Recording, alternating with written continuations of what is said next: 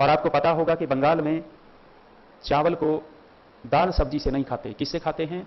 मच्छी से खाते हैं, मछली। मछली से चावल खाया जाता है।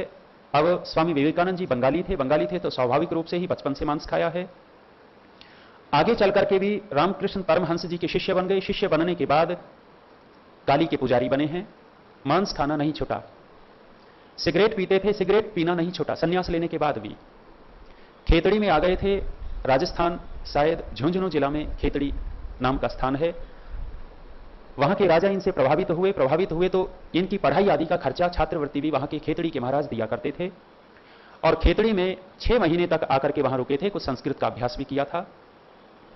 कोई विशेष कार्य किया हो वो तो आप खोज कीजिएगा, लेकिन उनके जीवन से पता लगता है।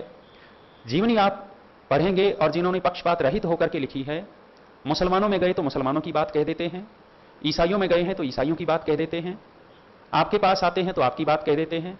सिद्धांत स्पष्ट नहीं था, टिके हुए नहीं थे। एक उनके जीवन में विशेषता आ गई। विशेषता यह आ गई, कहते हैं शिकागो सर्वधर्म सम्मेलन था, उस समय वे वहां पहुंच गए। पहुंचे तो अंग्रेजी जानते थे अच्छी खासी, और एक वाक्य ने उनको ज्यादा प्रसिद्ध कर दिया। जो भी व्याख्यान देने वाला आता था, लेडीज एंड जेंटलमैन बोलता था, इन्होंने मेरी माताओं और बहनों से संबोधित किया। इसी एक वाक्य से इतना हौसला जनता ने बढ़ाया, इतनी तालियां बजाई। जब हम बोलना शुरू करते हैं और जनता उत्साह दे देती है तो अंदर के कपाट खुलते चले जाते हैं बोलने वाले के। बोलते चले गए, वहां से प्रसिद्ध हो गए। अन्यथा जीवन पर्यंत मांस खाते रहे, सिगरेट पीते रहे। जिस दिन मृत्यु हुई है उस दिन भी सिगरेट नहीं छूटी। काली की पूजा करते थे। साकार से निराकार तक पहुंचने की बात थी, निराकार तक नहीं पहुंच पाए। अंतिम दिन भी काली की पूजा करते हुए, सिगरेट पीते हुए, मांस खाते हुए संसार से चले गए। गोलवलकर जी आए तो वो विवेकानंद जी के शिष्य थे। उन्होंने समर्थ गुरु रामदास को एक ठिकाने लगा दिया और उनकी जगह स्वामी विवेकानंद जी की स्थापना कर दी। वहां से आरएसएस में विवेकानंद आ गए, और विवेकानंद आ गए तो अब कुछ ज्यादा प्रचलित हो गया होगा।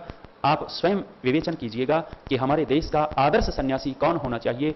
वो आप विवेक से सोचेंगे तो मुझे लगता है स्वामी विवेकानंद जी पूरे के पूरे देश के आदर्श बन जाएं।